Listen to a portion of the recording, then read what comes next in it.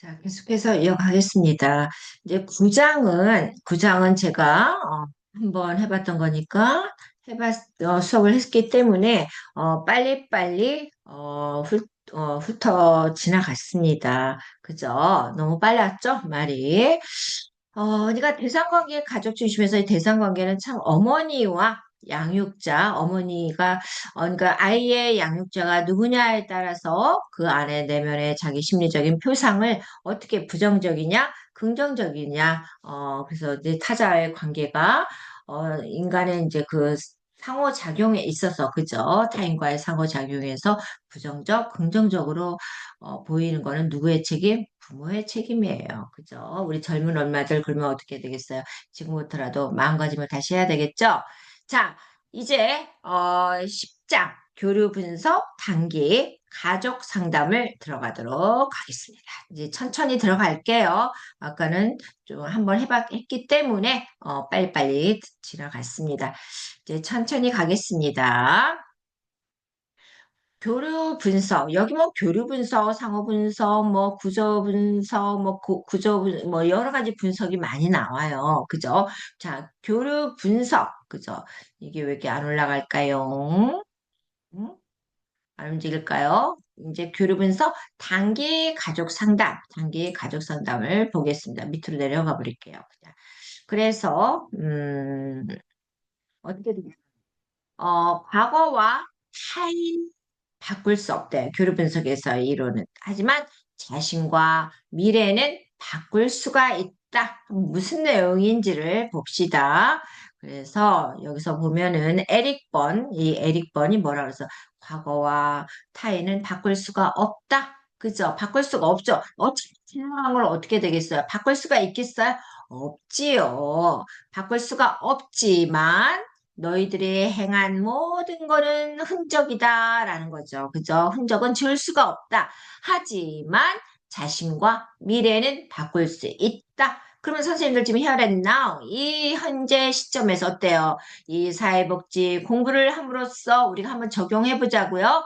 현재에 있어서의 그죠? 과거의 거는 물러가라. 근데 이제 자신과의 미래는 바꿀 수 있기 때문에 오라고 할 수가 있습니다. 받아들이시기를 바랍니다. 그래서 이제 에릭 번이 중요해요. 지금 여기서 에릭 번이 과거와 후회는 바꿀 수가 없다 하지만 자신과 미래는 외워버려 선생님들. 에릭 번이 뭐라고 그랬어요? 과거와 타인은 바꿀 수가 없다 하지만 자신과 미래는 바꿀 수 있다. 선생님들이 꿈꾸는 그런 미래의 청사진이 현실로 되기를 간절히 바랍니다. 아셨죠? 자, 정신과 의사였던 에릭 번은 1944년에 군에 입대를 했대요. 그래서 이 당시에 세계 2차 대전이 발발했습니다. 그래서 전쟁으로 인해서 이 신체적 외상, 그죠? 이 전쟁에서 막 손다리가 잘린 사람들도 있었고, 이거 외상 트라우마도 있을 거고, 어떤 심리적인 장애, 트라우마죠. 이걸 호소하는 군인이나 또 부모를 잃은 아이들이 있습니다. 그죠? 모두 국가적 차원에서 이러한 모든 문제를, 이러한 손실을 막기 위해서 이 전쟁으로 인한 후유증을 위한 이런 거에서 이 문제를 그저 이 심리학자들이 전문적인 도움을 제공할 기회가 많아진 거죠. 따라서 에릭 번은 어떻게 하면 이들에게 보다 나은 효과가 빨리 나타나는 치료를 할 수 있지 고민을 했습니다. 그래서 지금 많이 고민을 했죠. 그래서 전쟁이 끝난 뒤에 전쟁이 끝난 샌프란시스코 정신분석 연구소, 그죠? 정신분석 연구소에서 줄여서 MRI였죠. 에릭슨에게 교육을 받으며 연구를 계속했죠. 그래서 연구가 거듭될수록 이 에릭 버는 전통적인 정신분석에 대해서 비판하게 됩니다. 그죠? 옛날 것에 대해서는 비판하게 되고 자신 이론을 이제 만들어 가는 거죠. 그래서 정신분석을 대신할 수 있을 만한 새로운 이론을 구성하는 힘을 기울였습니다. 에릭 번이 지금 뭐라 그래서 제2차 세계대전에 군에 입대함으로써 이게 지금 정신과 의사였던, 그래서 뭔가를, 나라에서 국가적인 차원에서 이 손실, 부모 잃은 아이들, 그 다음에 심리적 장애, 트라우마에 힘들어하는 군인들, 신체적 장애, 뭐 팔다리 잃은 군인들을 어떻게 하면 이들을, 어, 심리적으로, 그죠? 우리가 뭐 팔다리 이런 걸 어떻게 해줄 수 없지만 이 트라우마를 어떻게 하면 해소할 수 있을까, 치료할 수 있을까라는 전통적인 이론에서 벗어나서 자신만의 이론을 만들게 되었다는 거죠. 그죠? 그래서 봅시다. 이론적 배경을 봅시다. 그래서 에릭 벌은 치료가 급한 사람들에게 한번 이걸 책을 보셔야 돼, 선생님들이.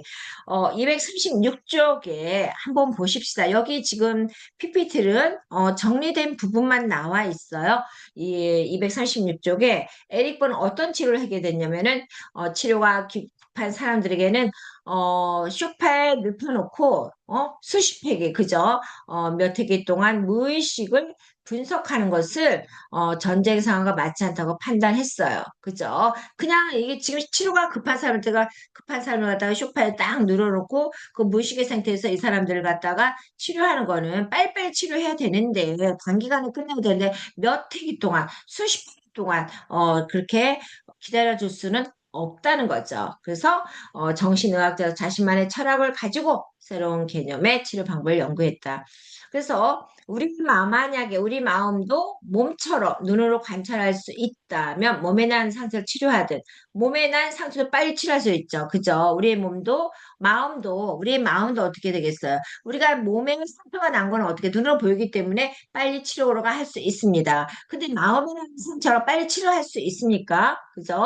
그래서 마음에 난 상처도 빨리 치료할 수 있고 이 사람은 나가서 심리 치료 전공자가 아닌 일반 사람들도 굳이 심리학자만 이 마음에 상처 난 사람들을 갖다가 이거 꼭 굳이 심리학자들만 치료를 해야 되냐? 일반적인 사람도 치료할 수 있다. 왜? 어떻게 할 수 있는 방법만 알면 누구나 치료할 수 있다고 주장을 한 거예요. 이 에릭 버는. 그래서 사람들이 겪는 고통을 조금은 줄일 수 있을 것이라고 판단해서 이렇게 해서 탄생한 게 무슨 에릭 버너에서 나타난 게 교류 분석이라는 거예요. 그죠? 지금 내가 힘들어 죽겠는데 뭐 소파에 누워서 무의식의 세계에서 막 뭐 이렇게 영적으로 그렇게 하는 게 아니라 그죠? 요령만 알면 굳이 심리학자들만 할 것이 아니라 지금 인원도 모자라 죽겠는데 굳이 심리학자들만 치료를 하는 게 아니라 어떤 요령, 그죠? 요령만 가르쳐 주면 일반인들도 빨리빨리 해서 그 치료를 그 사람들이 지금 막 트라우마에 힘들어서 하고 있는 거 보세요. 내 눈앞에서 엄마 아빠가 총에 그죠? 날아가 버렸어. 그 모습을 봤어, 아이들이. 그럼 얼마나 힘들겠어요. 그죠? 그러니까 요령만 알면 그 사람들이 겪고 있는 고통을 줄일 수가 있다라는 게 지금 여기서 말하는 에릭 번의 교류 분석입니다. 그래서 교류 분석은 성격의 인지, 그죠? 행동적 측면을 모두 강조하고 내담자로 하여금 삶의 과정을 바꿀 수 있도록 새로운 결정을 하는 치료가 여기서는 교류 분석이에요. 그러면 교류 분석 목표가 뭐예요? 자율적인 삶을 영위하고 스스로 자각하고 진실한 교류를 회복하는 거다. 다시 한번 자율적인 스스로의 삶을 영위하는 겁니다. 누구에 의해서가 삶을 사는 게 아니라 자율적인 삶을 영위하고 내 스스로 자각하고 진실한 교류를 회복한다. 그러니까 여기서는 셀프, 그죠?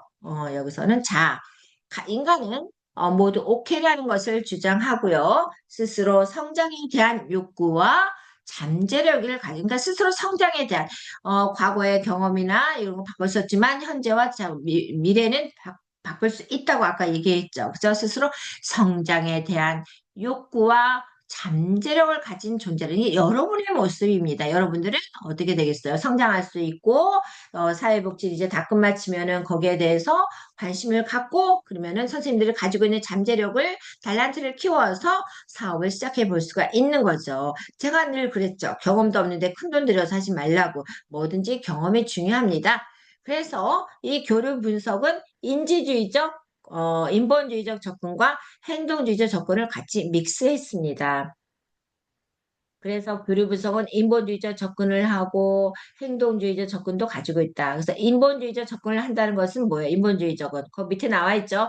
상담자와 내담자 사이의 평등한 관계를 인본주의는 너와 치료자와 클라이언트는 평등하다. 인식하고 인간의 가치를 가져야 된다. 누가 잘나서 아니 심리학자라고 해서 많이 배웠다고 해서 잘난 게 아니라 나나 너나 똑같은 사람이다. 라는 인본주의적 접근.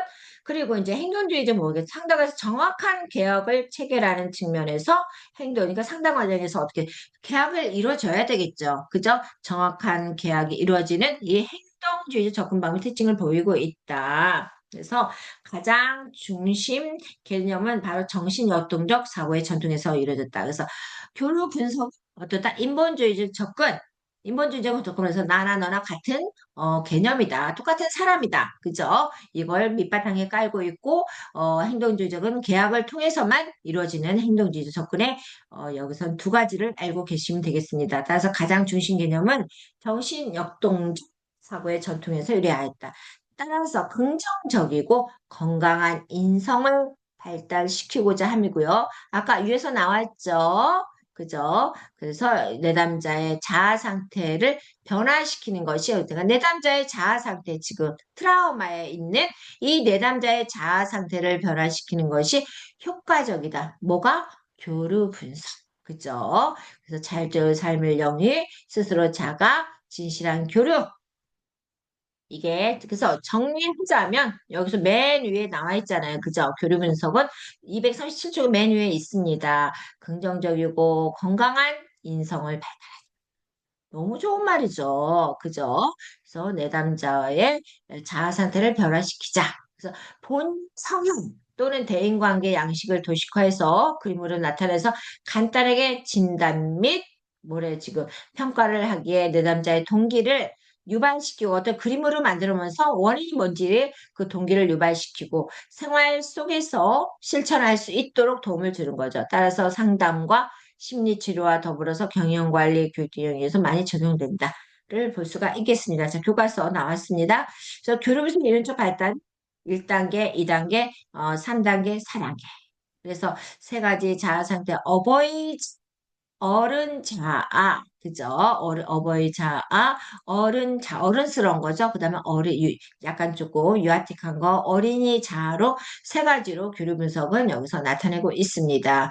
그래서 이제 교류 분석 인지 시기가 이때 됐고, 그래서 생활학분 개념, 이거 그냥 눈으로 보시면 여기서 가장 중요한 핵심적인 단어는 뭐냐? 세 가지 자아 상태 개념이 정립이 되었다. 교류 분석. 어버이 자아, 어른 자아, 어린이 자아를 머릿속에 두시면 좋겠습니다. 자, 맨 밑에 보면은 이 밑에 237쪽은 선생님들이 그냥 읽어봐 주시면 되겠어요. 여기서 신속한 도움 치료상에 누구나 매우 중요하고 부부관계나 가족관계에서 특히 더 중요하고 그들 안에서는 성장할 뿐만 아니라 상호작용하기 위해서 서로 중요하다. 그래서 성장에 영향을 받는 교류 분석이 중요하다는 거죠. 그죠? 그래서 여기 보면 맨 위에 보면은 에릭 버는 이런 형태 수정을 먼저 지금 회복시키고 나중에 분석해라. 사람을 먼저, 여기서 에릭 번이 뭐라고 그랬어? 이 사회통제 치료 수준을 말했는데, 먼저 보자. 그 얘기죠. 지금 하나의 우리가 목사님들이 보면 영혼을 살리자고 그러잖아요. 그 다음은 그 다음 단계다. 그래서 여기서 먼저 회복시키고 나중에 분석하세요라고 말하는 것을 이 에릭 번은 좋아했대.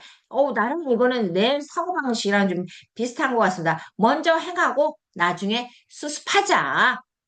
그 얘기입니다. 그래서 여기서는 더 나아가 가족 안에서 개인에 대한 정신적인 치료를 실시하면 더 이상 악화되지 않고 그러니까 가족 안에서 개인에 대한 그죠? 그래서 개인을 대상으로 하던 기존의 치료에서 가족들은 부부 치료를 확정해서 우선 그 가족 안에서 개인부터 하나하나 한 명씩 치료를 한답니다. 그러면 가족이 나아지고 어떻게 해서 가족 구성원들이 좀 더 효과적이 되겠죠. 그래서 이제 주요 개념 보면 정신 분석적 접근을 기반으로 하나, 어? 정신 분석적 기본 개념을 중심으로 한다고 했습니다. 그래서 정신 분석적 접근을 기본으로 하나, 인간에 대해 낙관적인 입장을 취하는 반결정론적 철학을 토대로 인간을 조망한다는 거죠. 그럼 여기 중요하네. 인간은 자율적인 존재이며 자유스러운 존재. 참 그런 것 같아. 그죠? 자율적인 존재이며 자유스러운 존재이다. 그래서 중요한 건 어린 시절, 타인의 요구나 기대의 영향을 받고 자라죠. 그죠? 어린 시절에는 너는 커서 뭐가 될 거야? 아, 그래, 너는 참 잘생겼네. 요즘 뭐 아이돌이 대세라는데, 아이돌 돼볼까? 뭐 이렇게 해서 그저 타인의 요구나 기대의 영향을 받고 자라죠. 어린 시절에는. 그래서 초기 결정을 내릴 때 타인에게 의존적인 상황에서 내리게 되나 이전에 초기 적재가 않게 어떻게 돼요? 성장면서는 제검들 어릴 때는 엄마 아빠가 너 나중에 뭐가 될 거야? 대통령 될 거야?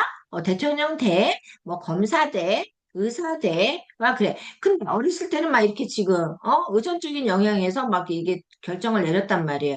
그래 의사 되지 뭐 아빠가 검사하라니까 검사하지 뭐. 근데 됩니까? 이 결정들이 다 그렇게 해서 지속적으로 가면 얼마나 좋겠어요. 그죠? 더 이상 바랄 게 없지요. 근데 이전에 초기 결정이 공부를 해도 끝이 없고 나는 더 이상 못해. 근데 이제 성장 위에서 내가 이 길이 갈 게 아닌가벼.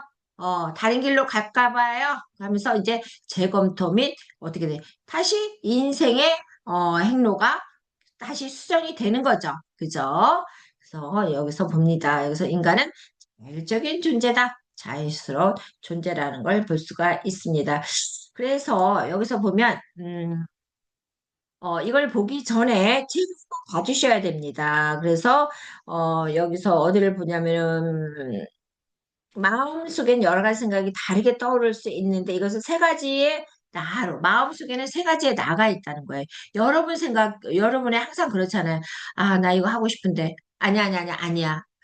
오늘 아이 쇼핑만 할 건데 저게 지금 나이 쇼핑만 하고 한다고 했는데 어머 내 눈에 막 그냥 막 떠오르가지고 나 이거 잠을 못 자서 집에 왔어. 근데 눈에 자려고 그래도 눈에서 막 이렇게 그냥 아른아른 거려. 그래 어떻게 돼? 지금 어떻게 돼? 계속해서 내 안에 지금 몇 가지 마음이 들어가 있는 거죠. 그죠? 여러분들 아마 다, 겪으셨을 거라고 봅니다. 그래서 세 가지의 나로 분류하여 성격의 구조를 형성하고 있는 자아 상태. 그래서 이걸 크게 구분할 때 지금 제가 쉽게 설명했어요. 그랬는데 이 세 가지의 나가 있어요. 나의 내면 상태는 그래서 뭐가 있냐? 어버이 자. 아까 어른 자아. 어? 어린이 자아로 이제 나왔죠? 그러면 이제 여기서 예를 들어서는 어버이 자아는 뭐냐면은 뭐라 그러냐? 그러게, 좀 조심해서 놀지. 다쳤잖아. 그래, 내가 조심해서 놀라 그랬잖아. 다쳤네. 이게 속상하다는 마음이에요. 부모 마음이에요. 그래서 질책하면서도, 어? 질책하면서도 근심하는 마음이 어버이 자아예요. 어버이 자. 자, 질책하면서도 혼내키면서도 어떻게 되겠어요? 걱정하는 게 어버이 자아. 그러면, 어른 자아는 뭐가 되겠어요? 다른 다친 부분을 빨리 소독해야겠구나. 너 다쳤으니까 빨리 소독해야지 하고 이제 냉정하게 분석하고 다쳤으니까 소독하는 거 당연하죠. 그죠? 그래서 냉정하게 분석하고 적절한 행동을 취하는 게 그죠? 이성적인 거. 그러니까 이렇게 생각하시면 될 것 같아요. 이성적인 거. 어른 자다. 어, 이성적인 부분, 어른 자, 어버이 자는 이성적이면서도 감성적인 게 들어간 게 어버이 자. 그리고 이제 어린 자는 뭘까요, 지금? 아이고 다쳤네. 아프겠다. 뛰어다니니까 다치지. 또 다닐 거니? 그다음에 방관하거나 소란 피우는 반응은 어떻게 지금 어린이처럼 느낀 그대로의 행동이고 이것을 어린이 자라는 거예요, 지금. 그러니까 방관하거나 방관. 소름 피우는 반응을 어린애처럼 느낀 그대로의 행동, 그죠? 방관하거나 소름, 그러니까 이게 지금 맥을 이제 확실히 알겠죠? 완전히 이성적인 거는 뭐라고 그랬어요? 지금 어른 자, 이성 플러스 감정이 들어가 있는 거는 뭐야? 어버이 자. 그 다음에 방관하고 소란스러운 행동에 대한 이런 거에 대한 어린이 자. 이제 됐죠? 그러면은 이제 239쪽 자아 상태와 자아 상태 기능 분석 자아 상태 어떤 자극이 인식될 때 어떤 자극이 인식돼 행동하는 과정에서 일관되게 나타나게 되는 행동이나 사고 감정 자아 상태 잘 이해합시다. 어떤 자극이 지금 푸시푸시해서 인식이 됩니다. 내 안에. 그래서 인식이 돼가지고 이 행동하는 과정에서 일관되게, 그죠? 어떤 자극이 지금 인풋됐단 말이에요. 그 인풋이 들어왔어. 그럼 아웃풋 하는 과정에서 이러저러게 다르게 행동하는 게 아니라 일관되게 나타나게 되는 행동이나 이런 행동이나 사고, 감정을 상태, 잘 형성이 되어 있다는 거죠. 그러니까 인풋과 아웃풋이 어떻게 돼? 일맥상통하게 여기서는 상호작용하는 거를 볼 수가 있습니다. 그러니까 자아 상태는 뭐다? 인풋과 아웃풋을 니꼬르, 그죠? 그래서 일관되게 나타나는 행동을 자아 상태 이해되셨죠? 쉽게 설명한다고 했습니다. 자아 상태는 뭐다? 인풋, 아웃풋. 그래서 인간의 마음은 P, A, C라는 세 개의 원이 나란히 쌓여있는 모양을 하고 이걸 기억의 저장고라고 한대요. 자, 선생님들이 교과서를 한번 봐주십시오. 그래서 이제 이 P는 뭐예요, 지금? 어, 페어런트, 그죠? 페어런트, 에고 스테이트, 어버이 자아. 어린이 자아는 이 C겠죠? C, child, 에고 스테이트. 그럼 어른 자아는 adult. 그래서 P, A, C. 이거는, 어버이 자, 에고 스테이트. 이거는 어른 자아. 이거는 뭐예요? C는, 어, 어린이 자아, child. 자, 어버이 자를 한번 봅시다. 어버이 자는 부모로부터 경험한 것들로 우리가 당연히 저장이 되죠. 만들어지죠. 그래서 이제 행동으로 나옵니다. 행동으로 나와요. 그래서 정신분석의 초자의 기능처럼 도덕 및 신념이나 가치체계. 이게 어버이자예요. 그러니까 정신의 초자에는 어떤 규범이나 신념을 나타내는 게 잘 형성된 부분을 초자아라고 그랬죠. 그래서 정신분석의 초자의 기능처럼 도덕 및 신념이나 가치 체계를 표현하는 게 어버이자. 그러니까 부모로부터 경험한 것들이 저장되고 만들어져서 좀 되는데 잘 기능적인 역할을 한다는 거예요. 그죠? 그래서 불이 났어. 아니, 이 겨울 웬 불이야? 주의 좀 하지. 걱정이군. 이런 식으로 해서 나타나는 게. 그래서, 여기서는 지금 뭐예요?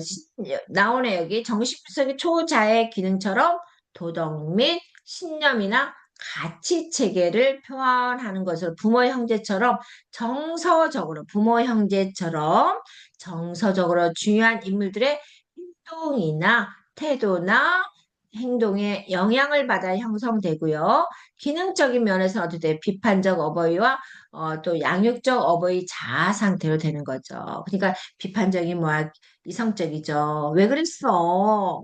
좀 더 좀 조심하지 하고 처음에 비판했지만 걱정하는 거 어버이 자아 그죠?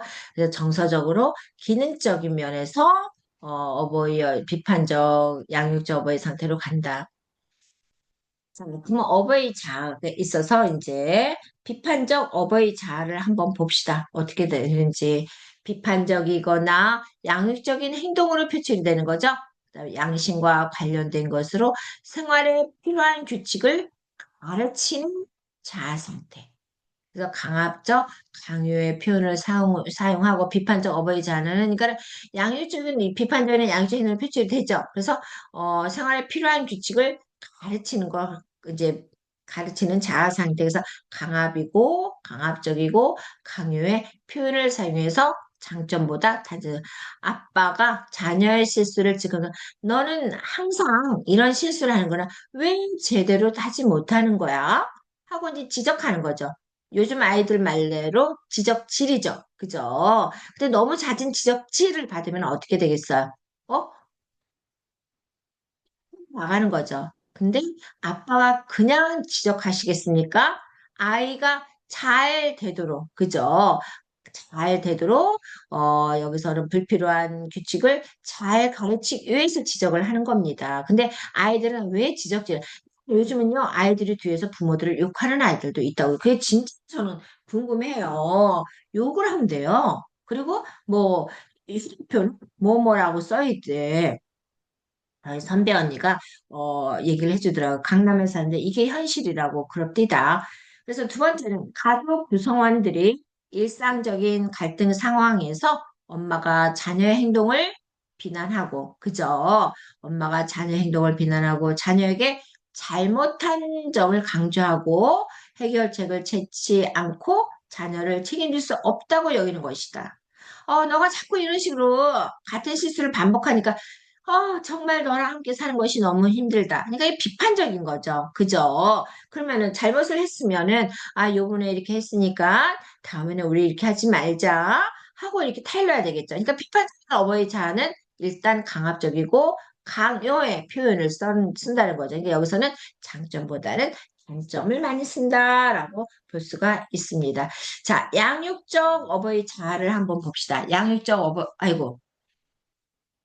양육적, 지금,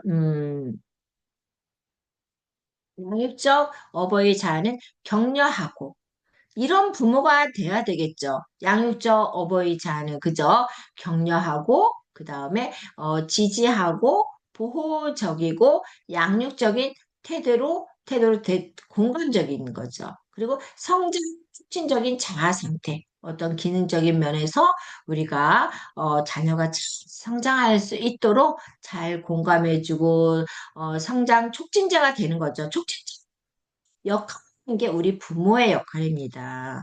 옆에서 조력자의 역할, 촉진자의 역할, 성장할 수 있게끔 옆에서 어, 힘을 격려해주고 지지하고 보호적이고 양육적인 태도 이런 부모가 돼야 되겠죠. 그래서 자녀가 엄마에게 자신의 의견을 하면서 나는 이렇게 생각해 엄마. 근데 그러면 이제 엄마는 그래 너 생각은 엄마랑 다르네. 너희 말도 존중해. 근데 예전에 저는 아이들한테 지시적이었어요.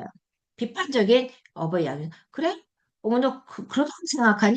나는 아니야. 이렇게 때 머스트로 얘기하는 거예요. 저 같은 경우는. 그런데 지나고 나서 보니까 아닌데 왜 애들을 그랬는지 지금 후회를 많이 하죠. 그래서 자녀가 자신의 시간 관리를 해서 어떤 공부를 어떤 시간을 할지 결정하면 아빠 저는 새벽형 인간이에요.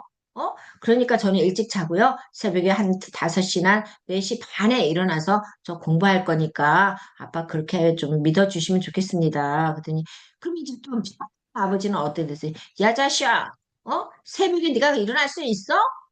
한 번 자면 끝이지? 하고 이런 식으로 또 받아준다는 거죠. 근데 진짜 양육적 어버이 자는 그래, 음, 너가 충분히 너 자신을 그 시간 관리를 잘 할 수 있다고 믿어. 그러니까 시간 배분을 네가 새벽형인지 저녁형인지 생활을 할 수 있다고 나는 너를 믿기 때문에 주말이든 평일이든 시간 안배를 잘해. 나는 너를 믿는다. 자녀를 인정해 주는 거죠. 그죠? 이런 아이들은 어떻게 되겠어요? 이런 부모 밑에서 자란 아이들은 건전하고 긍정적인 성향으로 자랐다는 거죠.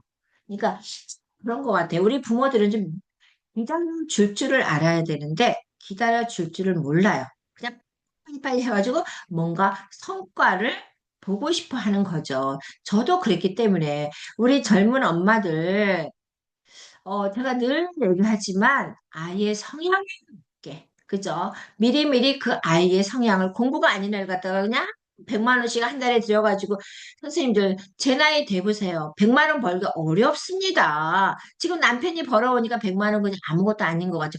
제가 그랬어요. 한 달에 300만 원 넘게 아이들 교육비를 쓰면서 돈 무서운 줄 몰랐습니다. 근데 지금은 어떻게 빈털이잖아요. 진짜 빈털입니다. 그렇다고 아이들이 그걸 채워주겠습니까? No, 채워주지 않습니다. 그러니까 우리 젊은 엄마들 현명하게 생각하시고요. 현명한 방법으로 아이들을 양육하시기를 부탁드립니다.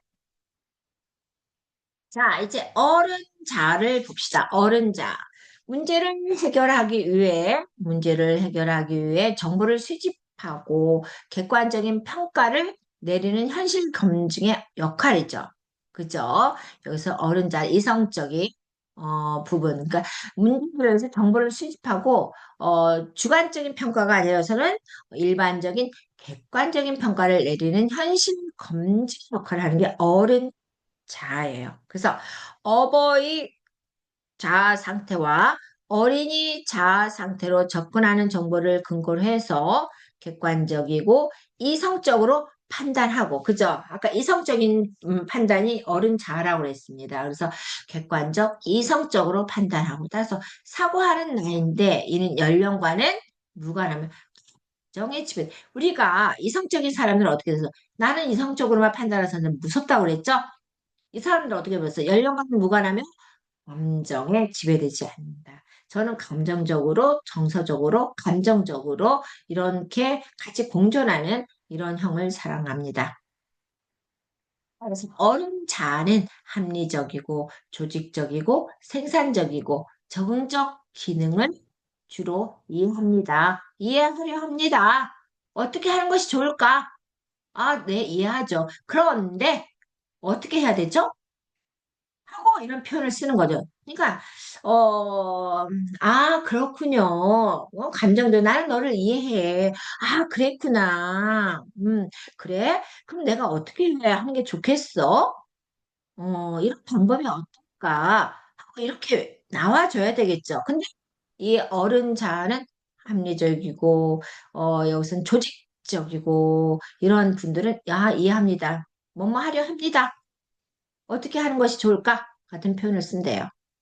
그래서 친구나 가족 간의 갈등 상황에서 어른 자아를 활용하여 어른이 비슷한 상황을 어떻게 다루는지를 비교할 수가 있다는 거죠.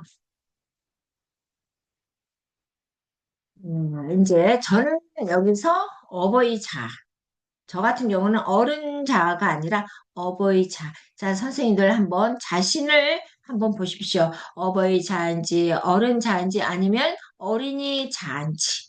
예? 를 한번 보겠습니다. 자, 이제 어린이 자를 한번 보겠습니다. 어린이 자는 어린 시절 실제 경험했던 행동, 그죠? 감정, 또는 비슷한 느낌에 관한 성격의 일부분. 그러니까 자신이 어제 어렸을 때 실제 어린 시절 실제 경험했던 그러니까 정신분석 원초화의 기능이라고 볼 수 있으니까 뭐 저기 생리적인 욕구를 우리가 원초화라고 그랬죠. 그죠? 어렸을 때 생리적인 욕구 원초화 생리적인 욕구 뭐 그다음에 뭐 성적인 욕구 여러 가지 먹고 말하고 행동하고 이런 부분 원초적인 기능 그래서 경험했던 행동이나 감정이나 또는 비슷한 느낌에 관한 성격의 일부분. 실제 경험에서 원초화하면은 어린이 자. 그러니까 자유스러운 어린이 자아는 여기서 어떻대요, 지금? 그러니까 여기서는 어린이 자아는 내면에서 일어나는 본능적인 충동이래요. 그죠? 하고 싶으면 하고, 먹고 싶으면 먹고, 말하고 싶으면 막 아무 말이나 하고, 그래서 5세 이전에, 5살 이전에 경험을 외적인 모든 일들에 대한 감정적인 반응, 즉, 5살 이전에 표상이 되었던, 경험했던 외적인 모든 일들이 표징이 된 부분이 어린이 자아다. 그래서 어버이 자아가 모방하는 나라고 한다면은, 그죠? 어버이 자아가 뭐래요? 모방하는 나. 모방하는 나라라고 하면 이 어린이 자는 느끼는 대로 원초적인 본능이기 때문에 그거 밑줄 그으세요. 본능적인 충동, 원초적인 본능. 그죠? 그래서 느끼는 나로 분류할 수가 있습니다. 그래서 기능 면에서 자유로운 어린이와 순응하는 어린이로 구분한대. 그래서 자유로운 어린이 자는 부모의 영향을 받지 않고 자기 중심적이고 본능적이고 적극적인 성격의 부분, 자유로운 어린이, 자유로운 영혼. 그래서 즉각적이고 열정적이고 호기심이 차 있고 즐거움이 늘 즐거워. 그래서 창의적이고 직관적인 비언어적 메시지에 반응하고 공상이나 상상 즐겨서 이건 정 영혼이다. 그럼 자유로운 어린이 자라고 볼 수가 있습니다. 난 이게 좋아. 나는 해줄 거야. 네가 뭔데 간섭해? 간섭하지 마. 그러니까 여기서는 어떻게 자기 중심적인 본능적인 본능에 따라서 움직이고. 자, 이게 어린이 자 중에서 자유로운 어린이 자라고 볼 수가 있습니다. 자, 선생님들 어때요? 선생님들은 어버이 자, 어린 자, 어린이 자 하면서 어느 부분에 더 밀접한지를 생각해 보면서 다음 저 차시에 뵙도록 하겠습니다.